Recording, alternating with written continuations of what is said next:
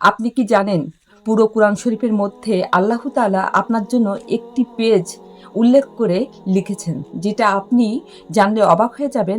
এই পুরো কোরআন শরীফের মধ্যে আল্লাহ সবার কথা কম বেশি লিখেছেন এবং উল্লেখ করেছেন, কিন্তু আপনার নিজস্ব ব্যক্তিগত বিষয় একটি পেজই লিখেছেন, যেটা জানলে আপনি অবাক হয়ে যাবেন আল্লাহ তাআলা আপনার জন্য কত সুন্দরভাবে ব্যাখ্যা করে এই কোরআন শরীফের মধ্যে লিখেছেন। তো আপনার অবশ্যই জানা উচিত এই যে আয়াতগুলো কোথায় আছে এবং এই 30 পারা কোরআন শরীফের মধ্যে কোথায় এই আয়াতটা বর্ণিত আছে, যেটা আপনি পাঠ করলে আল্লাহ তাআলা খুশি হয়ে যান।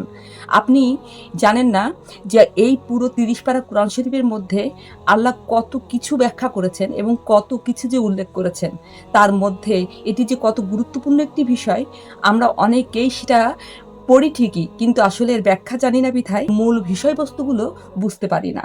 এর জন্য আমাদের কোরআন শরীফ পড়ার আগে প্রত্যেকটা আয়াতের ব্যাখ্যাগুলো স্পষ্ট করে পড়া উচিত এবং বাংলায় ব্যাখ্যা করা উচিত, যাতে আপনি জানতে পারেন, বুঝতে পারেন যে আপনার জন্য কোনটা আল্লাহ বর্ণিত করেছেন এবং নাজিল করেছেন।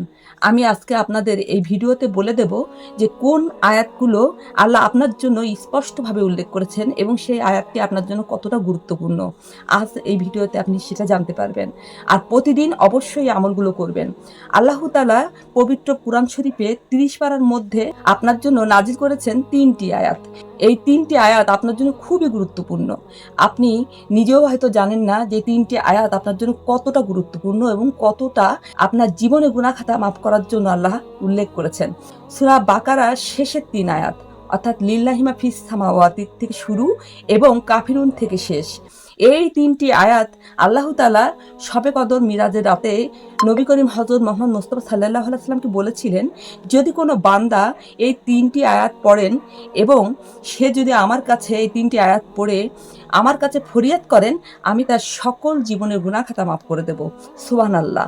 এই সূরা বাকারার শেষের 3 আয়াত প্রতিটা মুমিন বান্দাদের জন্য এবং মুসলমানদের জন্য অতি গুরুত্বপূর্ণ। প্রতিদিন রাতে সূরা বাকারার শেষের 3 আয়াত অবশ্যই পড়বেন, কারণ এই শেষের 3 আয়াত আল্লাহ তাআলার প্রতিশ্রুতির মধ্যে একটি। আপনারা পড়ুন এবং আমল করুন। আল্লাহ তাআলা আপনাদের গুনাহ মাফ করার তৌফিক দান করুক। আমিন।